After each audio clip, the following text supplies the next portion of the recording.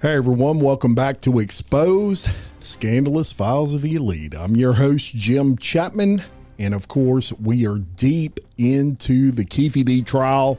Day 5 occurred on Friday. We're going to cover that. If you're not caught up, go listen to days 1 through 4 of this podcast so you can be caught up. Of course, Keffe D is standing accused of orchestrating the September 7th, 1996 drive-by shooting that killed Tupac Shakur and wounded Suge Knight on the Las Vegas Strip. Now, by the end of the first full week of testimony, more than a dozen witnesses had taken the stand. On Friday, which was day 5, the prosecution called its 16th witness, a guy by the name of Leonard Jefferson. Now, Jefferson, he's not a gang member. He's not a detective. He's not a former death row insider. He's a man who, by pure chance, took what is widely accepted as the last photograph of Tupac Shakur alive. And I'm sure if you followed Tupac and his death and the occurrences of that, you've seen this picture. It was snapped at a red light just minutes before the gunfire. He's in the passenger seat. He's looking at the camera, and Suge Knight is in the driver's seat. So he kind of told the story of what led up to this. And he said he drove up from the Los Angeles area that weekend, specifically for the Mike Tyson, Bruce Seldon heavyweight fight at the MGM Grand. He said he had tickets, but he never used them. And the reason for that was in the lobby of the Monte Carlo, he sold those tickets because a guy walked up to him. He said, we had planned on going to the fight, but a guy walked up to him and said, hey, I will give you $2,500 for your 2 tickets.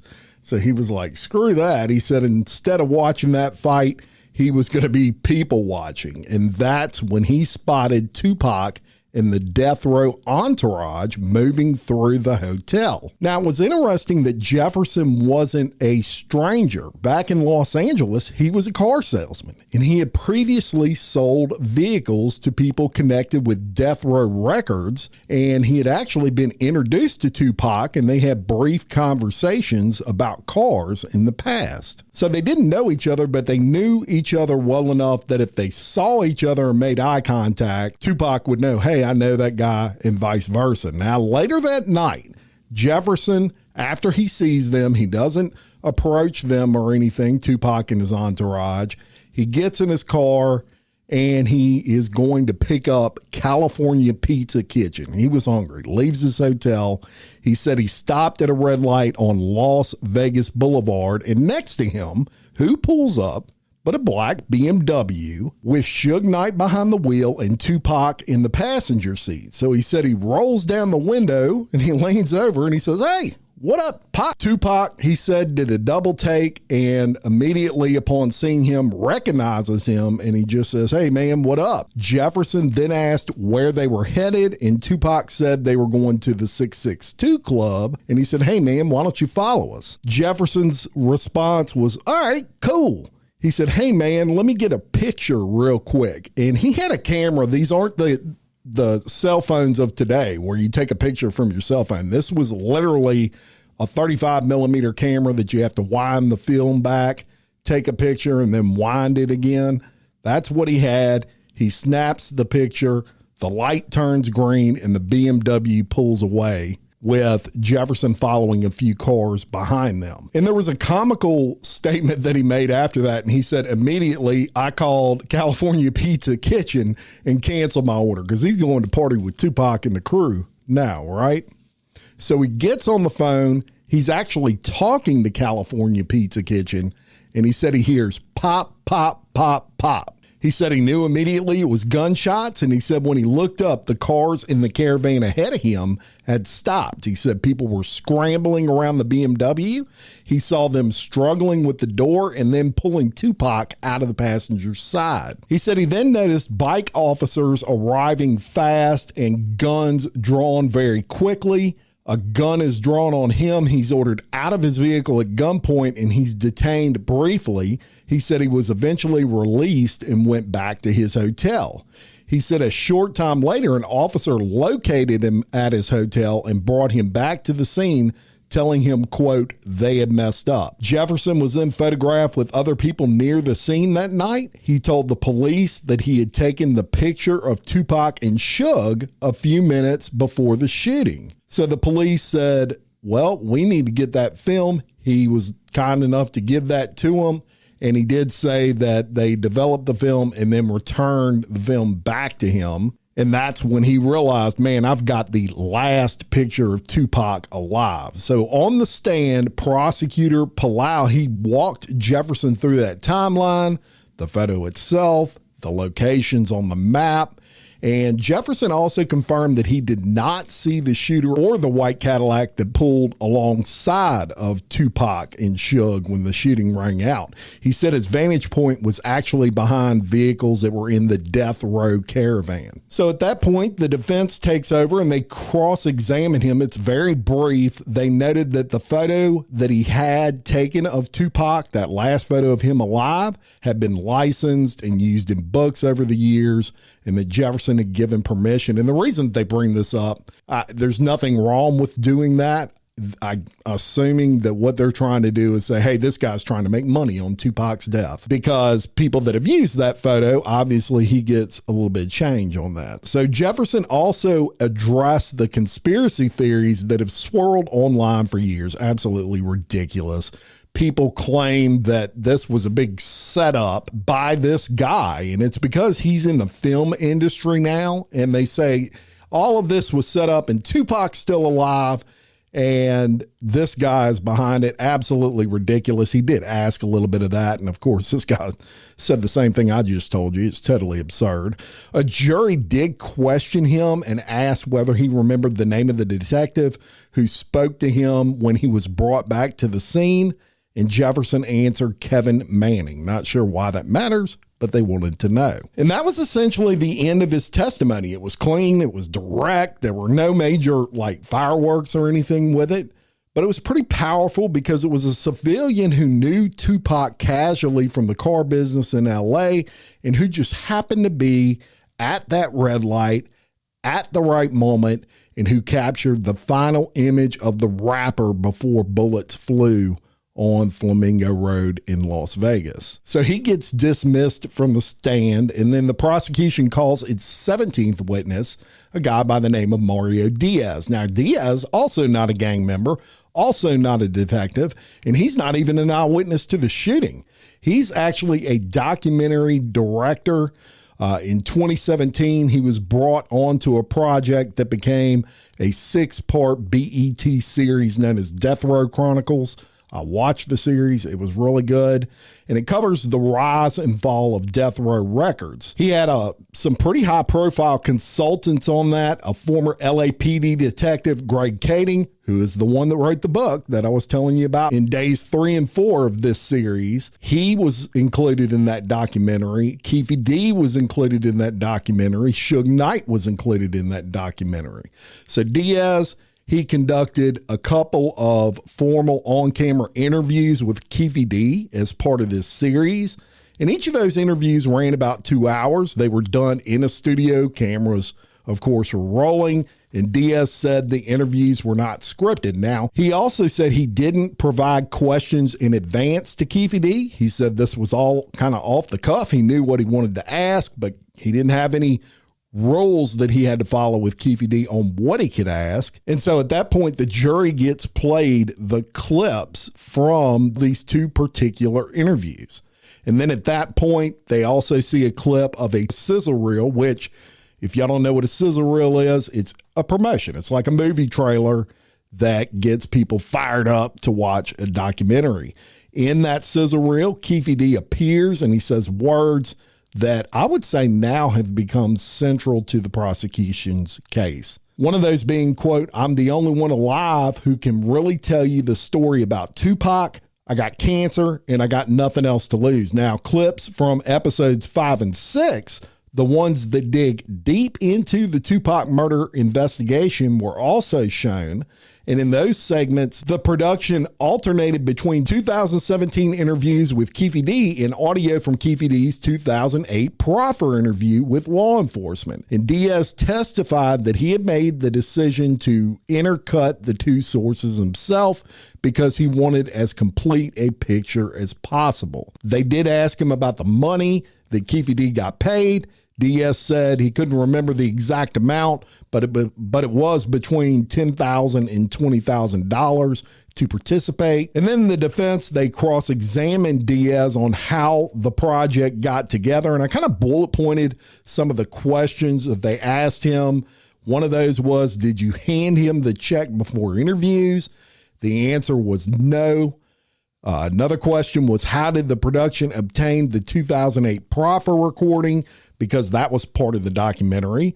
And he answered, it was given to me by either Mike Dorsey or Greg Kading. I can't remember which. And to my knowledge, it was Greg Kading because he was secretly recording that 2008 proffer meeting. That's to my knowledge. I'm not 100% positive on that, but I'm 99% positive. Another question was, did Duane Davis have any rights to approve or edit what went into the series? He responded no to that. Another question was the proffer used to compare or confirm the story he was telling for TV? The answer to that was yes. And after that, he gets excused. He was on the stand for about an hour. So with his testimony, the jury got to see and hear Keffe D years after the shooting in an interview saying he was the only living person who could tell the story because he had nothing left to lose, right? That's pretty damning for Keffe D. The prosecution then called its 18th witness, a guy by the name of Michael Dorsey. He's a true crime specialist and a documentary producer. He was also involved in this 6-part documentary that was put out by BET. He told the jury he had been making documentaries for about 25 years, primarily focusing on true crime. And he said around late 2012, Greg Kading's book, Murder Rap, had been out for about a year. Dorsey said he read articles that included quotes from Keffe D's 2008 proffer interview and that everything sounded legitimate to him. So he said, I reached out to Kading and asked him if he wanted to make a documentary. And Kading said yes. Dorsey said he spent more than 2 years researching and producing the film Murder Rap inside the Biggie and Tupac murders, and he said Kading was the primary guide through the story. But Dorsey insisted on independent verification. He wouldn't just rely on Kading, he said. And so he said Kading turned over digital copies of all the LAPD case files on both the Tupac and Biggie investigations so Dorsey could check out the claims for himself that Kading was making. He said he also read Kathy Scott's earlier book known as The Killing of Tupac Shakur, and he also watched extensive news coverage. So he was covering his bases there, and he said his goal was to get to the truth and tell the public a story that he knew was factual. He said investigators essentially solved the murder while the wider world still treated it as an unsolved mystery. Dorsey was also candid about the risk involved. He said he worried about his personal safety because, I mean, let's face it, he was accusing a member of a violent street gang of murder. He said he also worried about the financial and legal risk of implicating Sean Puffy Combs, who at the time was still a relatively clean public image type person. He was on his way to becoming a billionaire, and he was a little worried about that. He said he was never sued, however. He said Universal Music sent a routine note about fair use on a Tupac diss track that he used in the documentary, and he said his lawyers had already cleared it. He said Puffy's high power attorney sent a letter to Apple TV, which was one of the distributors of this documentary, calling the film defamatory and demanding it be pulled within 5 business days. However, Apple left the decision to producers and they kept it up. And he said that was the last he heard of it or they heard of it. And that's pretty common. A lot of times these lawyers will make threats. They know they can't do anything about it because you're not doing anything wrong, but they're trying to scare you into just taking something down when they have no intention of really suing you for anything. I've been through that myself. Fast forward to early 2017, Dorsey was in Tulsa for a film, and he was screening it when someone sent him a short YouTube video of Keffe D in the studio. In that video, Keffe D said he was going public, that he had cancer, and he wanted the world to know he was there the night Tupac was killed. Dorsey said he stepped outside of that restaurant and he started making calls. He and others were shocked, he said. Keffe D appeared ready to repeat elements of the 2008 proffer in a fully public setting that could later be used against him, and he knew that was crazy. And of course, he's talking about the BET Death Row Chronicles series. And that's how he said he got involved in that series, was he was retained as a technical consultant and expert for that series. Now, he helped Mario Diaz, the prior witness, prepare questions for the 2017 interviews that he conducted with Keffe D that were part of that series. He testified that after Death Row Chronicle interviews, Keffe D continued to speak publicly. He said he promoted his book, meaning Keffe D's book, Compton Street Legend, and did additional interviews, including on Vlad TV. I remember when that actually came out. I watched it. Dorsey said he engaged with the case the entire time. He said he conducted his own interviews with news sources. He said Mob James McDonald's first ever public interview in 2017 was with him, and he helped convince him to go on the record. He said he also spoke with other gang members, Compton detectives, LAPD detectives, and anybody else who would have information on either the Tupac or the Biggie cases.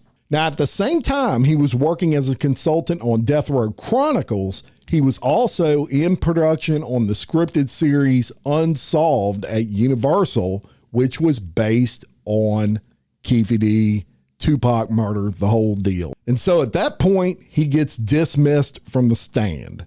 And something I haven't talked about yet was what occurred prior to his testimony on that stand. And that was a complete multi-hour recording of a 2009 interview with the Las Vegas police that Keffe D did. They played the whole thing, and a lot came up during this interview. Now, I just bullet pointed what I thought were the more important points rather than to play you an actual 4-hour interview. Of those important points, Davis expressed regret about Tupac's death, saying he wished it never would have happened and that it had affected his entire life since. He said he and his crew, which were the Southside Compton Crips, were in Las Vegas for the Mike Tyson Bruce Seldon fight at the MGM Grand on September 7th, 1996, and they drove up in a white Cadillac. He said after the fight, Tupac, Suge, and the entourage attacked his nephew, Orlando Baby Lane Anderson, in the MGM Grand lobby over a prior dispute involving a death row chain. Anderson then reported this beating to Davis, Keffe D, and Anderson believed his arm had been broken or seriously injured. He said the attack provided a ultimate green light for retaliation. Davis and his group went looking for Tupac, Suge, and others. They spotted Tupac later on hanging out the window of a black BMW driven by Suge Knight near Las Vegas Boulevard and Flamingo. He said people were yelling, "Tupac, Tupac," and he described those as girls going crazy on the corner, and that Tupac was just hanging out that window like he was at a parade. Davis said he was in the front passenger seat of the white Cadillac with others including Anderson and DeAndre, who was known as Big Dre, Smith in the back. He said Bubble Up, Terrence Brown, was the driver, and behind Keffe D directly was his nephew, Orlando Anderson. Davis said he had the .40 caliber handgun, which was a Glock initially. He said because the BMW was on the opposite passenger side of the car, it prevented a clear shot across the driver, so he passes the handgun to the back seat. He said he passed it to Smith, Big Dre, and he said he was acting scared about it. He said at that point his nephew said, "Give it here, I'll shoot," grabs the gun, rolls down the window, leans over, fires approximately 5 to 6 shots into the BMW at Tupac and Suge. And Davis also said if the cars had been positioned on his side, he would have, quote, blasted them himself. He said after the shooting, the group parked the Cadillac behind the Carriage House Hotel, placed the gun on the front passenger side tire, and that Orlando disappeared for about 20 minutes. Davis said Orlando Anderson, claimed he went to, quote, pee on his hands. can't make that up, to wash gunpowder residue off of them, and he said it was street stuff. Now, some claims that Keffe D made, he said he made eye contact with Suge Knight during that shooting, and it's important to remember, they knew each other. They played Pop Warner football together, and he said Suge definitely recognized him. And that's interesting because Suge has never come out and turned over on somebody and said, I know Keffe D was in that car. I'll give him credit for that. Now, as far as post-shooting movements, he described that a little bit. He said they left Las Vegas the next morning in a Buick with others, including Baby Lane. He said he was concerned about the Cadillac being spotted that they did the shooting in, and he said there was limited discussion on where the gun was. He only knew they left it on a tire. He claims he has no idea where that gun went to from there. He described a meeting with the Southside Crips back in Compton after returning from that shooting, and he said no one is to ever talk about this, etc., or we're all going to go to jail. And in this recording, detectives pressed him on possible payments involved by Sean Puffy Combs, Diddy, and others like Diddy's associate Zip. Keffe D said his group did not get paid. As a matter of fact, this is such a big deal, and this is probably the key to this whole recording. It's only about 10 minutes in length. I'm going to play you everything he said right now as it relates to Puff. Puffy Combs. Does he play a role in this thing? Answer the question directly. Tell him what you think. Did he play a role in this? You don't hesitate to tell him. Yeah, I think he did. Okay. I heard he was. The rumor I heard was he was directly involved. Going back to money. Was he involved money-wise in this? We didn't get paid. Okay, you didn't get paid. Do you believe he paid somebody?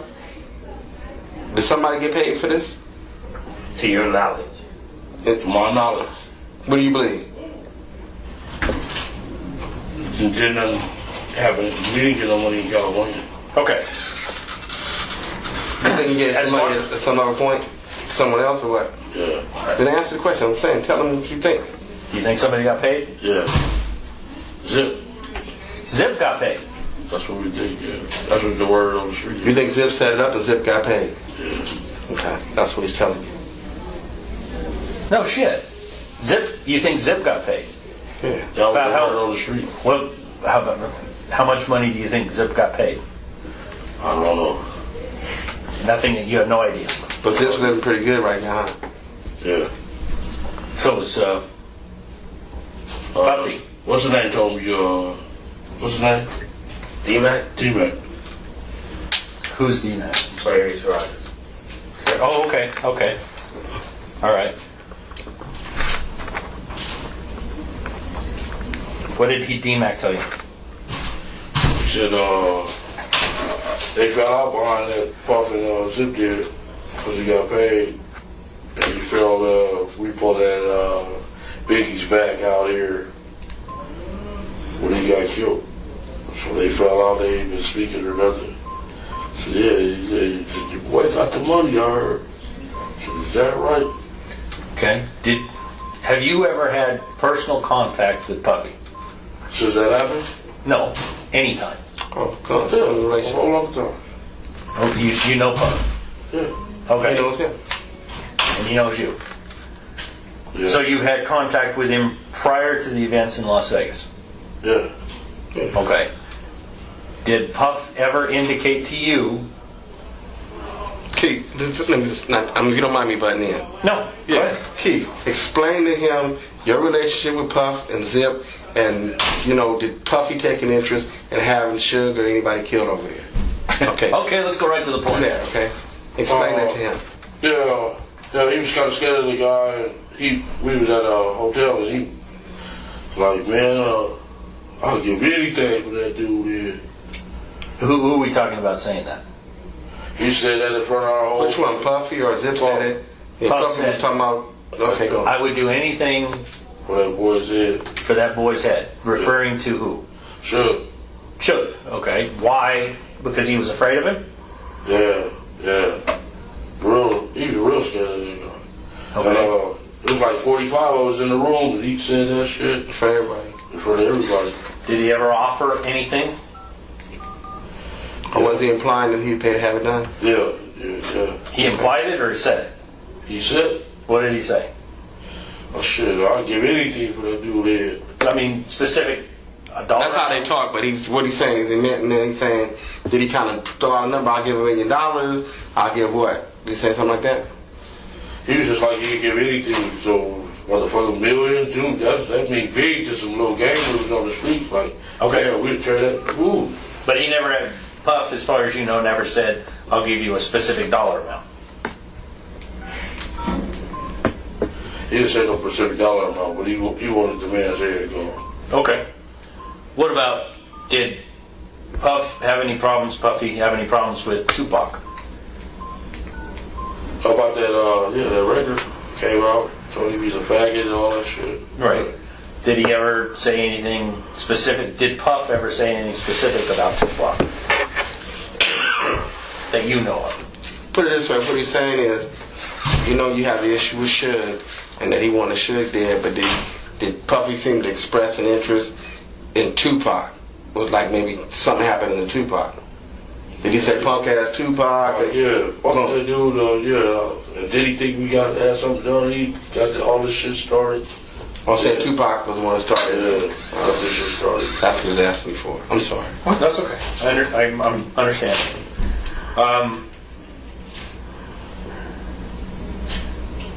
The night of the events in Las Vegas, Yeah. did Puffy ever come up? Did anything in the conversation with Puffy come up? I'm sorry, did I? No, he wasn't hungry. No. Oh, go ahead. If we were at my office, we would be having snacks and anything you want, because I got it like that. But over here, it's like low budget. Then You what do you- don't even get windows in the room. What do you think he's so thin for? Oh, I'm telling you, you start messing with him, you starve to death. Get some water. Okay, go on. Did anything come up about Puffy that night? That night? Yes. About Puffy that night? Yes. Did any conversation about Puffy The night of? the night of the incident in Las Vegas? Okay. Oh, after? The shooting. During, after anything? After we was like, damn, we get paid now. Okay. And that was meant with Well, we didn't even know the boy was shot. But you meant paid. Came back. Right. But when you say paid, been paid by Puffy, right? Yeah. Paid by Puffy Oh, okay. Yeah. to Orlando and your crew. Yeah. Were there ever any? Did he ever give us some money? Okay. Did he ever give you any money? No, he didn't ever give us no money. Not directly. Was there any efforts made Conversation. to get paid by Puffy? Yeah. Okay, and tell me about that. We went and met Zip a few months afterwards. Zip being, where was Same one who get Zip Right. and gun. Yeah. Yeah. Like we Where'd y'all meet at? at the hot wing place on La Brea and 3rd Street. Okay. By Beans. Describe the conversation. We like Is it just you and Zip, or is there more? It's just me and Zip. Okay. They had raided our house because of our guns. Right. Like, man, we really need that money now. You know what I'm saying? Mm-hmm. These dudes got millions of dollars to go against us. You know what I'm saying? Right. Yeah. And, he never did get back with us. No, what did he say when that conversation took place? Did he say, I'm going to check with you, I'm going to check with Puffy? Yeah. Okay. So I get back, I'll make sure he send y'all some money. Zip said he was going to make sure who sent you some money. Oh. Oh, okay. And is there any talk about how much? No, we didn't say how much. I had a lot of money back then myself. He didn't ask you that question. What you had? That's okay. Did Zip ever indicate how much he was going to try to get from Puff? No, he never indicated. We need some money. Okay. But the point is, since you mentioned you had your money, you meant money. It's really Orlando's and money for what they did. Yeah. Oh, okay. Okay. Now you think Zip got paid by Puff at some point? Yeah. What makes you think that? After I got out the feds, I would have met him maybe like 2 years. What do you mean you got the feds? He was in the feds visiting for a while. Oh, Yeah. okay. So when did you go in? Yeah. 98, When did you come out? 2002. Okay. Mm-hmm. And you think during that time period, Zip got paid Yeah. by Puffy? Yeah. Because when you got out, what did you notice? Was that? When you got out, what happened that made you feel that Zip got paid? Got a big nightclub, a 3-story shit. All kind of cars, everything. Okay. In that 4 years, he had all that shit, man. Yeah. Okay. Did you? I ever try to get in contact with him? Yes. No, I never. He never called back. You left a message, he never called you back. Yeah. Called Puff too when I got out. Puffy didn't call you back. No. But I seen him after everything went down. I seen him. You saw who? I seen Puff at the House of Blues. Okay. He came to the car. Then he acted scared of us. I would be too. If I owed you money, I'd be afraid of you. Well, yeah, you didn't want to pay too, so what did he say when he came to the car? Yeah. He was just like he was telling us come meet him at the hotel room, the Beverly Hilton. So they asked us if we had some weed and stuff. But that motherfucker, he never took his eyes off of us though at all. And y'all didn't go to the hotel? No, we didn't go there. You're a real gangster, and Well, he's a rapper. Well, let me stop. What I'm trying to Keefe, you really don't consider yourself to be no gangster, do you? I'm a grandfather. I got 4 grandkids. My son trying to go to the NFL. He raw. Okay. You should have seen him Friday. You're a family man, right? Crazy. Yeah. Yeah, he did. No, You have some I'm gang history, but you're not a gangster, right? no, okay, you're not Not a like gangster mafia. today. I understand Not like that. the Italians. But what I'm trying to get across is, he's a rapper. Yeah. I mean, he's Yeah, not. we street dudes. You're street dudes. Yeah. And I mean, you live the life. Yeah, what they rap about. Right. Exactly. Yeah. I would definitely, if I owed you money, I would be afraid too. Yeah. I mean, you got a group of people that would jump at your bid, right? Is that not necessary? Is that necessary? No, I'm not going. Yeah. What I'm trying to say is, it's understandable to me. Yeah. And There's people around you to do things necessarily. Yeah. Whether or not you tell them, Try to impress things them. happen, right? Sure. Yeah. To impress you. that makes sense to me. Okay. Yeah. Did he? What I'm trying to build to here is, did he make any comments or say anything at that time trying to make things right with you? Yeah, when he approached the car, you knew that he knew it was a problem. So did he say, like, you think that's why he said come to the hotel, or Did what? he indicate anything about Zip? Yeah. Did he say that there was a? Nah, he just said that he just backed. He just was in the window room talking to me. Then he backed up, and there was girls all over him. He steadily watched that car. He wasn't paying attention to none of them girls. And I almost tripped over the car. I'm like, this motherfucker is scared. Well, do you think if you went to the hotel, if you went to the hotel, he was gonna pay y'all, or why y'all didn't go? You had some money there. Why you go get your money?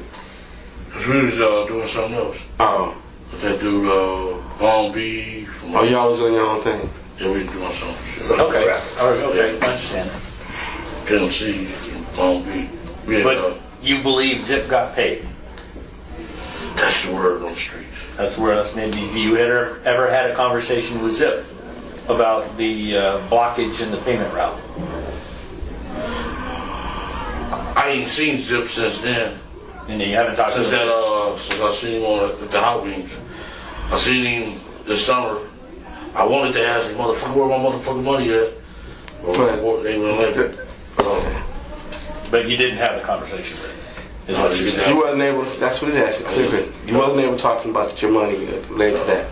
The answer's no. No. Okay. So there you have it. You heard it in that clip. He described his connections to Sean Combs, how he met him through Zip, etc. He said that he had strong negative feelings about meeting Combs. I wish I'd never met Puff Daddy. He messed up my life. And he indicated attempts to collect payment after the shooting were supposedly unsuccessful. Now, it's important to say Combs has, of course, denied any involvement in this. It's up to, I guess, a jury now to see what they think about that. But supposedly this payment was made to Zip, and Zip never paid Keffe D that $1 million. But I found that very interesting, and it'll also be interesting to see if that ever goes anywhere. So after that was done, everything for this day, day 5 of this trial, was completed. And as I have been doing each episode, I try to give you a little information on the legal players in the case.